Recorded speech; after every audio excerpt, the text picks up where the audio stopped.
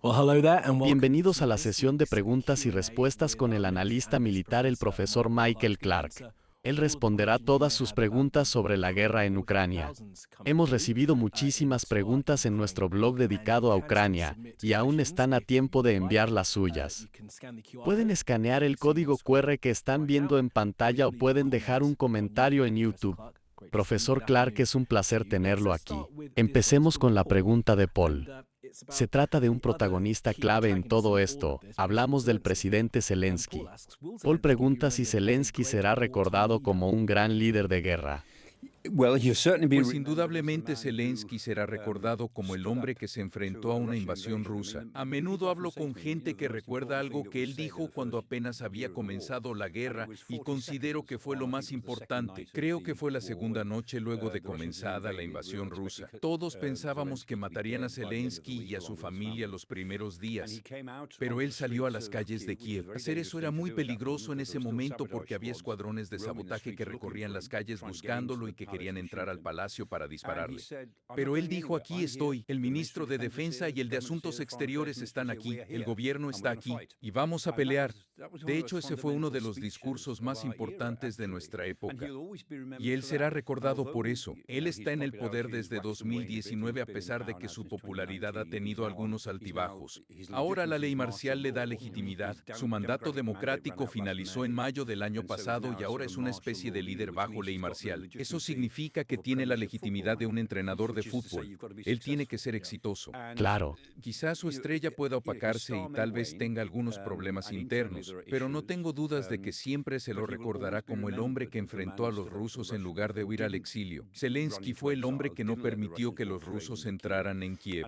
Eso será eterno, y en mi opinión creo que por esto quedará en la historia como la primera gran figura del siglo XXI. Necesitaba municiones y no un escape. Eso le dijeron los estadounidenses: te ayudaremos si quieres irte con tu familia. Y él dijo: no me iré, quiero municiones. Su popularidad al día de hoy ha disminuido. No al 4% que mencionó Trump, pero sin dudas ha bajado. Y como usted dijo, gobierna bajo ley marcial actualmente. Asimismo, él dijo que dejaría el país si eso significaba que habría paz y que Ucrania podría unirse a la OTAN. Sin dudas lo haría. No creo que quiera quedarse mucho más. No es fácil liderar una guerra durante 3 años. En su rostro apareció la mirada de las 1000 yardas después de los primeros 8 o 9 meses de guerra. El desgaste es evidente en él y en su familia. A partir de ahora, su pobre familia estará en peligro por el resto de su vida. Vladimir Putin es un líder vengativo y actúa como un jefe mafioso. Es un jefe mafioso de hecho. Los perseguirán toda su vida e intentarán asesinarlos a donde vayan. Y considero que no sería irracional que él renunciara si pudiera dejar a Ucrania en una situación más o menos estable. Sería lógico que intentara vivir en otro lugar del mundo de manera más tranquila y opinando sobre asuntos ucranianos de vez en cuando. Él es muy combativo y tiene una tendencia hacia la autocracia, pero ciertamente no es una figura autocrática. Sin embargo, siempre ha tenido esa tendencia, incluso desde que era un ejecutivo de cine y televisión. Él es un hombre egocéntrico y autocrático, pero no es un dictador natural. No es un autócrata, sino un gran demócrata. Y creo que intentaría irse si pudiera dejar a Ucrania en una situación razonable. Si el país estuviera a salvo, claro. Ahora pasaremos a las últimas noticias de esta semana y luego hablaremos del alto al fuego. Creo que fue Caroline Leavitt quien habló sobre cómo Estados Unidos está protegiendo algunas de las plantas de energía de Ucrania. Esto tuvo lugar durante la conferencia de prensa en la Casa Blanca en el día de ayer. En relación a esto, Ian pregunta cuál es la jugada de Trump sobre la planta nuclear de Zaporizhia. No hay forma de que Rusia acepte una planta nuclear de Estados Unidos en sus narices. Eso es impensable. Como muchas veces hay enfoques que se contraponen, incluso dentro del gobierno estadounidense. Zelensky dice que solo se refieren a Zaporizhia, lo cual suena plausible. Pero Mike Waltz, el asesor de Seguridad Nacional, y Marco Rubio, el secretario de Estado, dijeron que se discutió sobre las plantas de energía nuclear cuando se refirieron a la llamada que mantuvieron. Y son 4 plantas. Además de Zaporizhia está la planta del suroeste y también hay una en Rivne y otra en Khmelnytskyi. Y luego está la zona de exclusión de Chernóbil, que después del accidente en 1986 se ha vuelto un sitio muy tóxico. Así que hay al menos 5 plantas de las que tendrían que ocuparse. No estamos frente a un tema menor si esa es la intención de Estados Unidos. Zaporizhia en sí representa un verdadero problema porque los rusos ocupan el territorio donde está la planta, pero la ciudad de Zaporizhia está en manos ucranianas. Entonces los Estados Unidos tomarían el control de una planta que los rusos les entregarían y que dejarían bajo control internacional. ¿O acaso estamos hablando de que una empresa de bandera estadounidense operaría la planta dentro de lo que los rusos ahora dicen que pertenece a su territorio? ¿Cree que Elon Musk se haría cargo de esa planta? Creo que eso no es tan descabellado como la idea de hacer de la Franja de Gaza una riviera de Medio Oriente. No es algo tan loco como eso, pero sí es algo descabellado en el sentido de que solo se necesita pensarlo por 30 segundos para darse cuenta de que sería un desastre. Y para ser honesto, no creo que operar una planta de energía nuclear sea exactamente una mina de oro.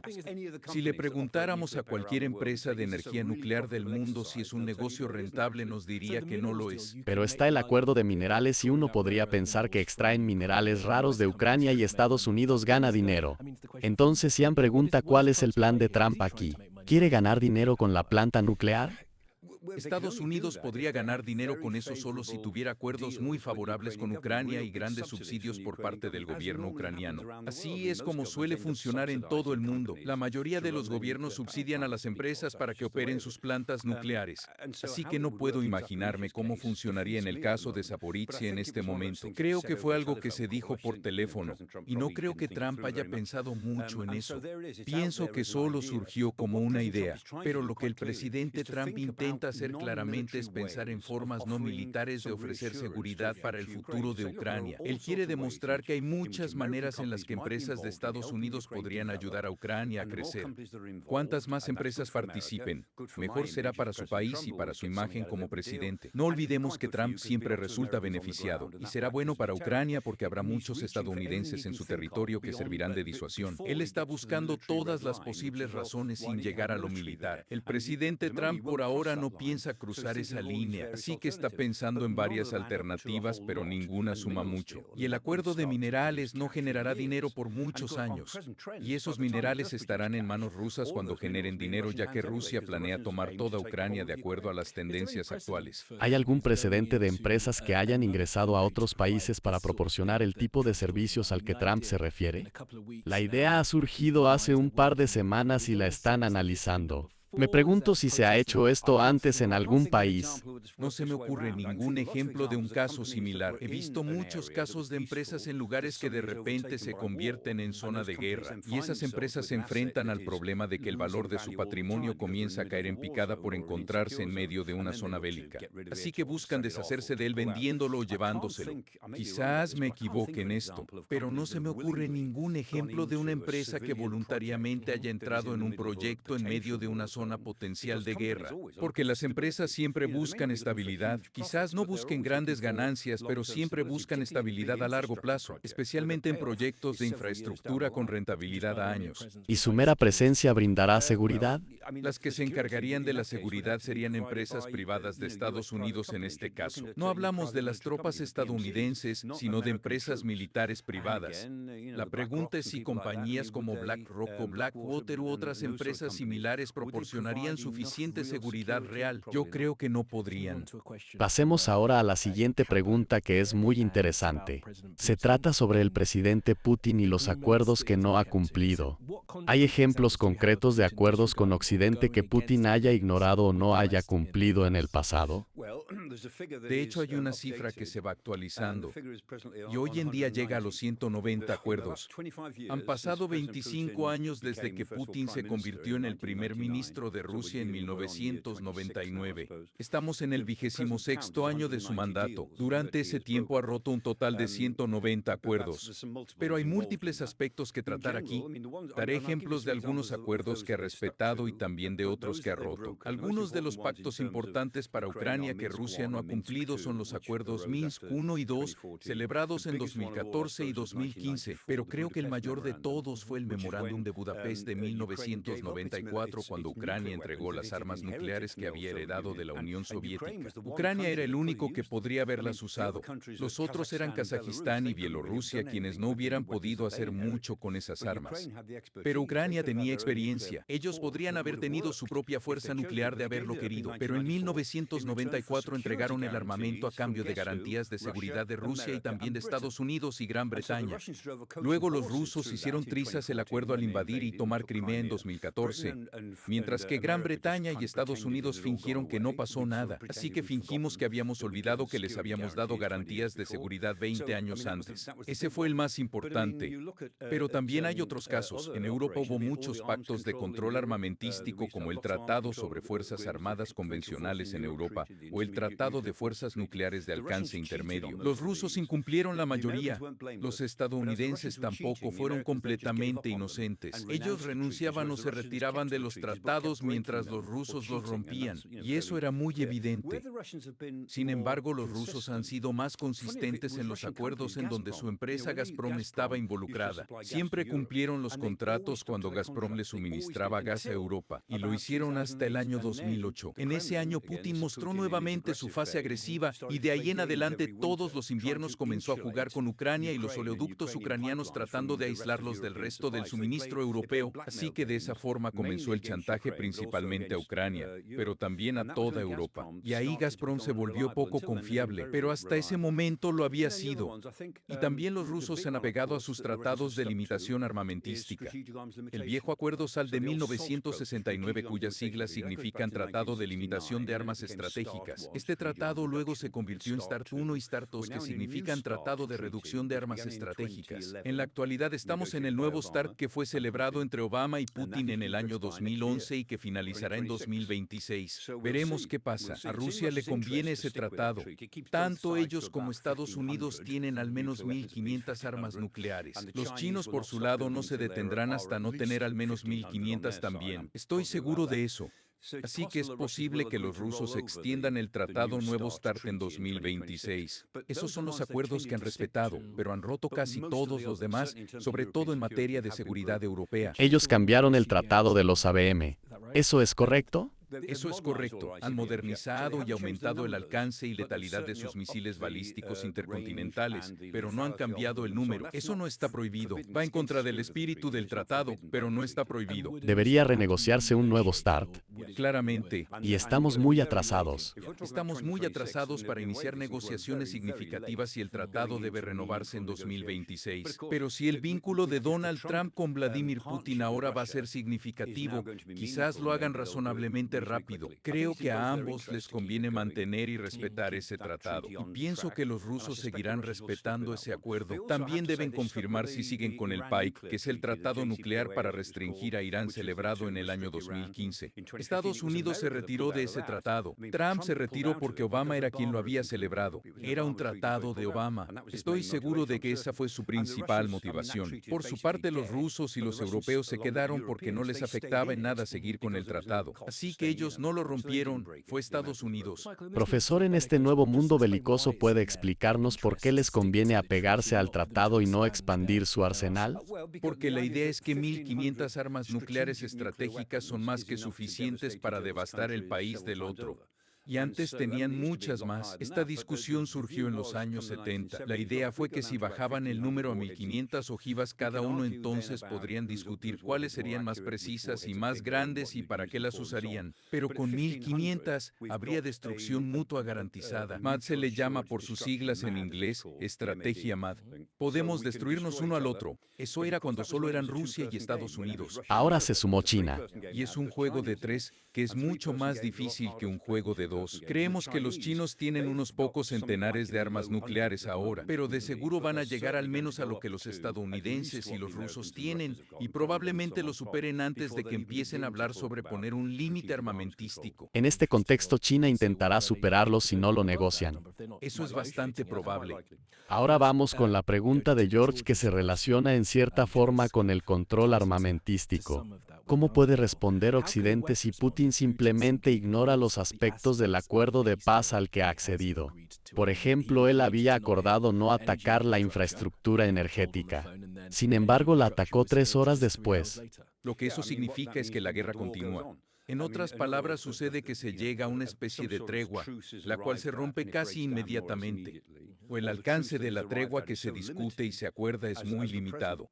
Por ejemplo, la tregua abarca solo a un cierto tipo de objetivos que podrán ser atacados por aire, pero ni siquiera se habla de lo que sucede en el mar Báltico o en el mar Negro o sobre lo que ocurre en tierra. Por ende, la tregua a la que se llega es muy limitada y no se respeta o que ni siquiera hay una tregua, así que la guerra continúa. Ahora los europeos están en una situación verdaderamente difícil porque dijeron que no abandonarán a Ucrania. Eso no nos conviene. Ayudaremos a Ucrania si por la razón que sea decide seguir con la guerra. Y esa podría ser una postura muy impopular en los Estados Unidos. Los estadounidenses se enfadarán con los ucranianos si estos deciden seguir con la guerra, y les van a decir que deben rendirse y que deben dejar que los rusos tomen lo que quieran. Mientras que por otro lado los europeos les dirán que seguirán apoyándolos, y esto podría causar una verdadera grieta entre Europa y los Estados Unidos que no tiene precedentes. Hasta el momento, todas las posturas y las acciones de los europeos han ido en la misma línea que las de los Estados Unidos. Pero puede suceder que lo que intenta hacer Estados Unidos no prospere y no haya tregua. Entonces probablemente la postura europea comenzaría a alejarse cada vez más de la estadounidense. Eso nos pondría en un lugar muy incómodo. ¿Incómodo?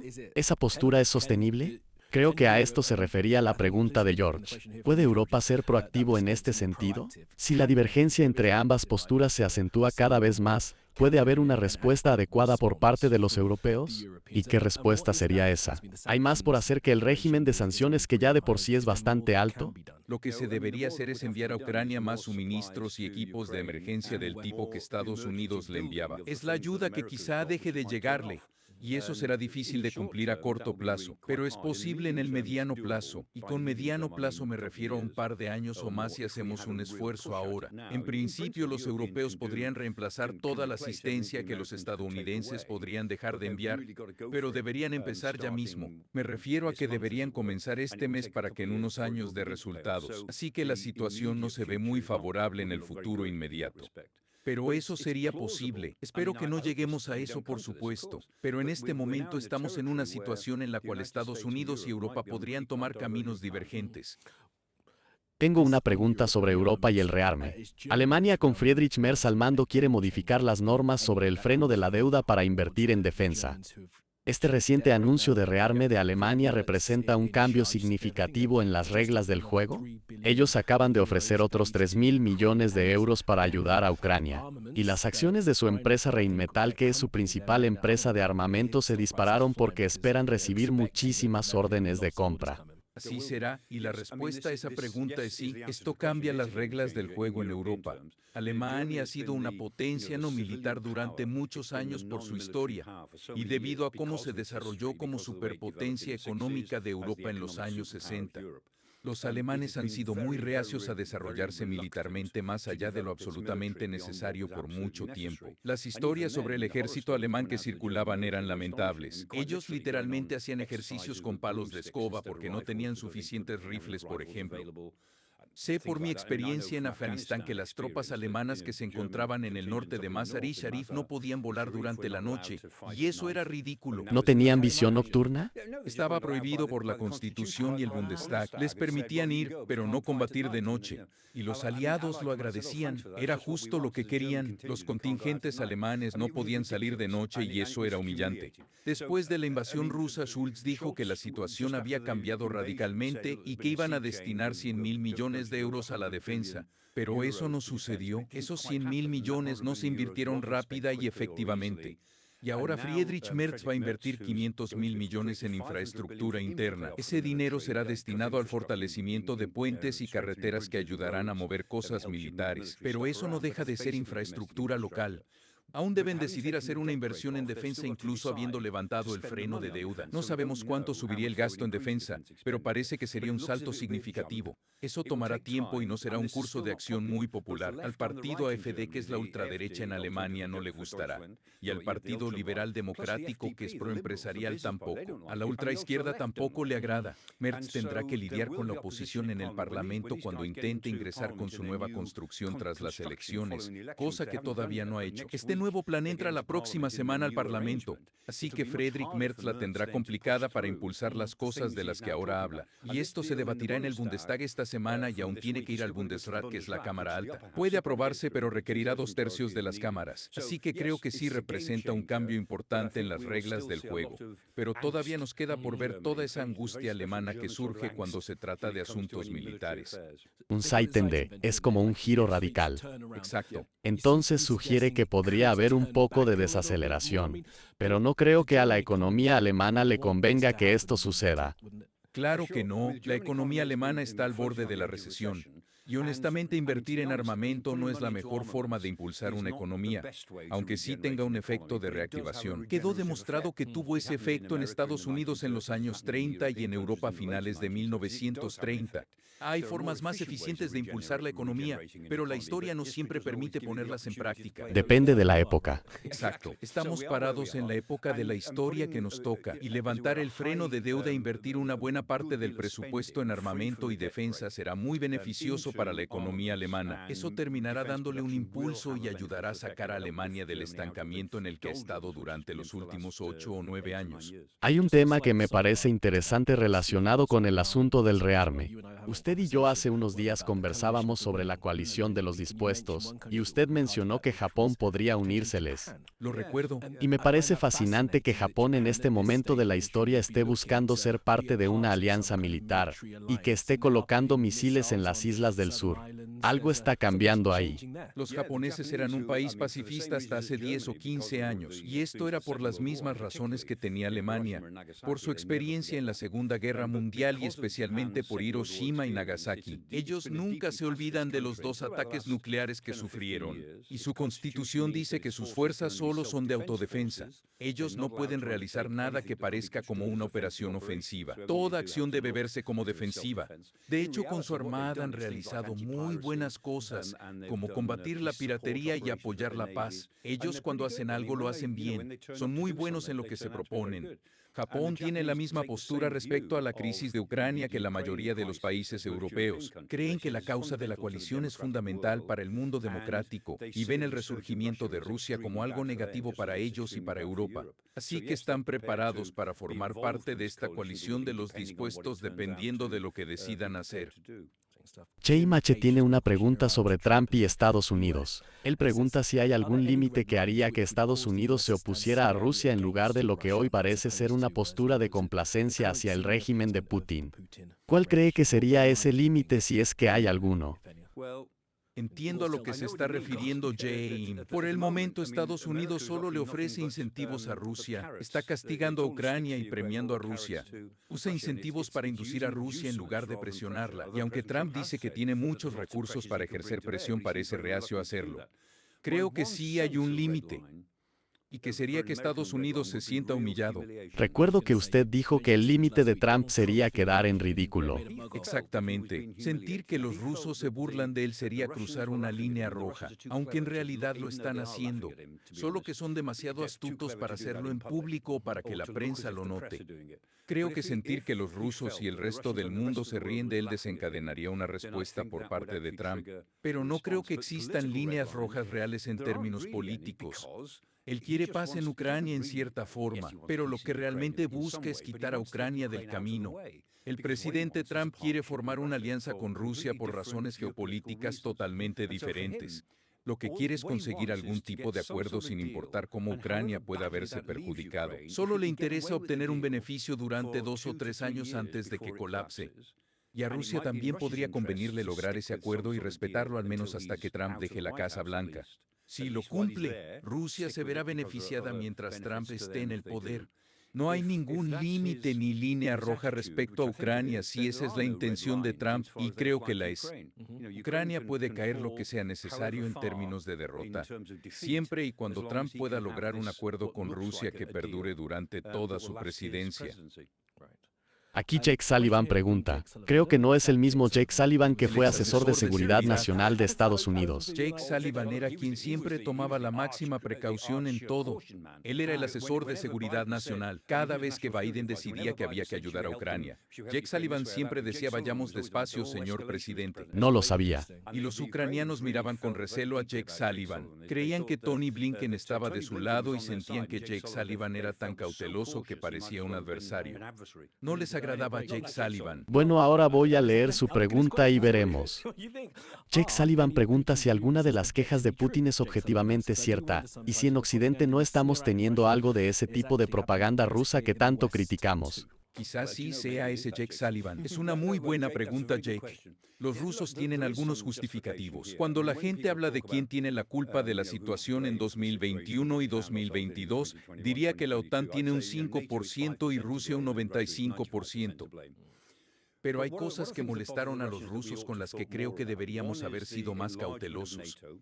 Una de estas cosas es la expansión territorial de la OTAN que desde que finalizó la Guerra Fría se ha acercado unos 1.600 kilómetros más a Moscú.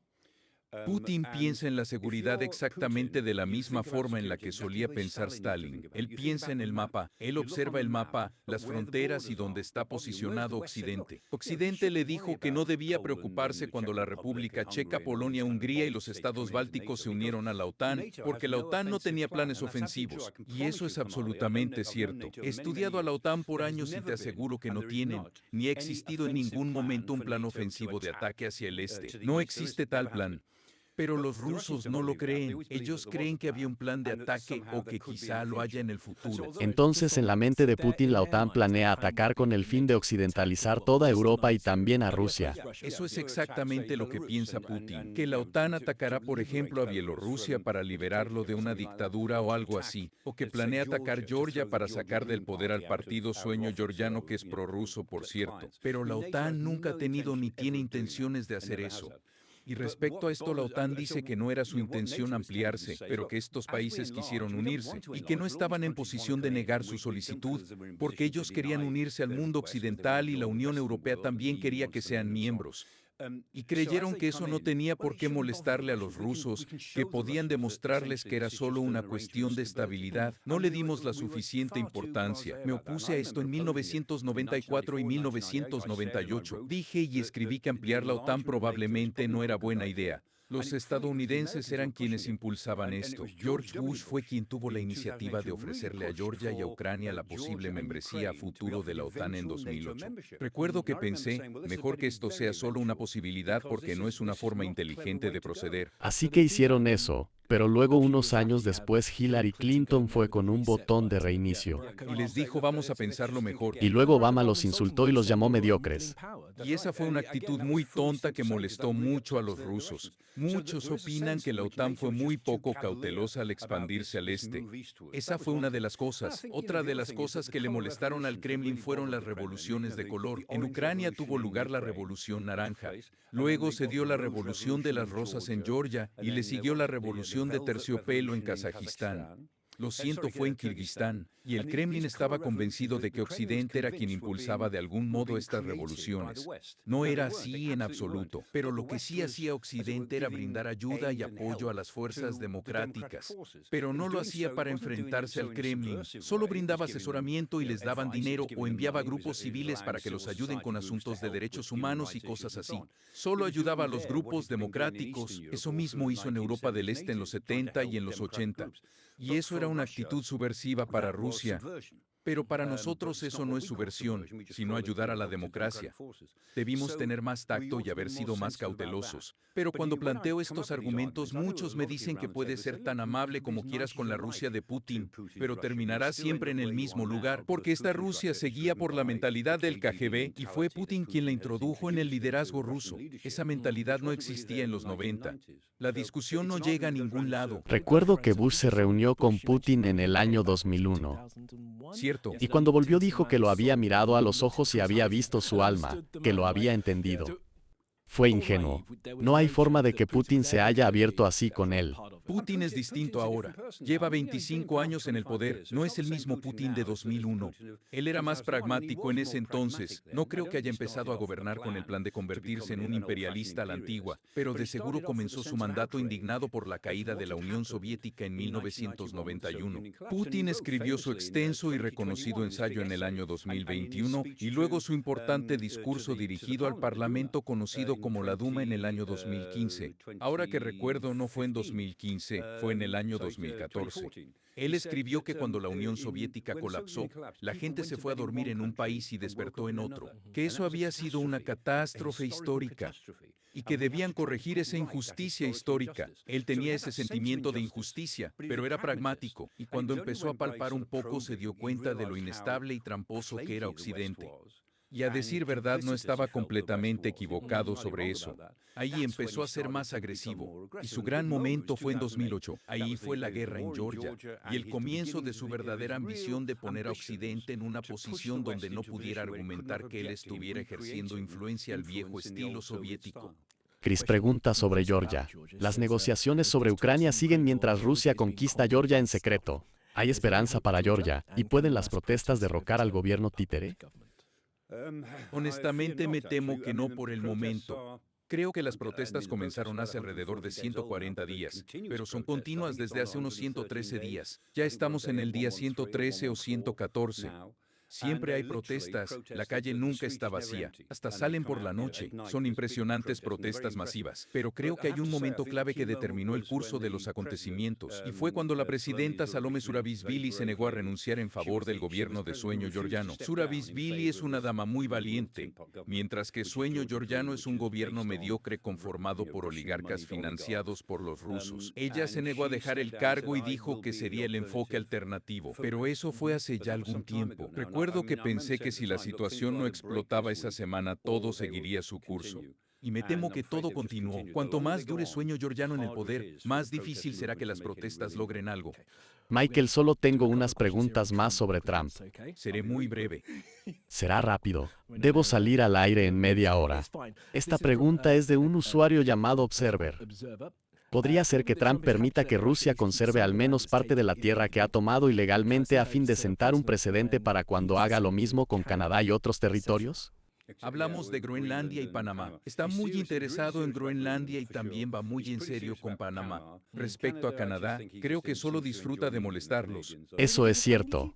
Él siempre hace el mismo chiste, y supongo que eso siempre molesta a los canadienses. Sí, pero no creo que haya posibilidad de que Canadá se convierta en el estado número 51. Él apela a la gente de Alberta que tiene relaciones cercanas con Estados Unidos por el tema de la energía, pero en ninguna otra parte de Canadá lo aceptarían. Creo que Observer hizo una buena pregunta porque Trump habla en términos de expansión territorial. Él habla en términos imperialistas porque es un imperialista en cierto modo. Eso es música para los oídos de Moscú y Pekín porque ellos son imperialistas. Creo que esto ya lo hablamos en una conversación anterior. Ahora estamos entrando en un nuevo mundo de grandes potencias imperialistas y la actitud de Trump hacia el territorio de otras naciones es parte de ese nuevo orden. Desde nuestro enfoque es un orden muy oscuro, pero es parte de ese nuevo orden que él está introduciendo. Y la última pregunta es de Jeremy. Supongamos que el mandato de Trump termina y asume un nuevo presidente que decide volver al viejo modus operandi. Y yo agregaré asumiendo que Trump se va. ¿Podrían Europa y Canadá confiar en Estados Unidos otra vez? Quizá estamos en un nuevo mundo feliz como el de Huxley. Ciertamente, Trump quizá no siga, pero el trumpismo puede durar más que Trump. Si a Trump le sigue un republicano trumpista, podrían ser 8 años más. Entonces esta tendencia podría durar 12 años o más. Puede pasar que Estados Unidos no cambie su enfoque hasta la década de 2040 y para entonces veremos un país muy diferente. Así que esto puede durar 4 años como no. Y es importante hablar del año 1917. En 1917 Estados Unidos se consagra como potencia global al entrar en la Primera Guerra Mundial. Ese mismo año es la Revolución Bolchevique. Y una de las realidades geopolíticas fundamentales es el compromiso que Washington ha tenido desde entonces de oponerse a todo lo que Moscú ha intentado hacer en el mundo. Excepto por unos años en la Segunda Guerra, Washington siempre se ha opuesto a todas las acciones de Moscú y esa postura geopolítica que tiene ya más de un siglo ahora ha sido revertida. Y el compromiso moral de liderar democracias también ha sido revertido. 1917 también es importante por otra razón. Ese año Vladimir Lenin estaba exiliado en Alemania. Eso fue antes de que lo enviaran en un tren sellado a Moscú para organizar la Revolución Rusa en noviembre. Fue por ese tiempo que él dijo su famosa frase: hay décadas donde no pasa nada, y hay semanas donde pasan décadas. Tú y yo estamos aquí sentados mientras décadas pasan en semanas. Ciertamente. Profesor Clark, ha sido un placer. Haremos otra sesión de preguntas y respuestas la semana próxima. Muchas gracias a todos por acompañarnos. Lamento no haber podido leer todas las preguntas. Muy pronto haremos otra sesión con el profesor Clark.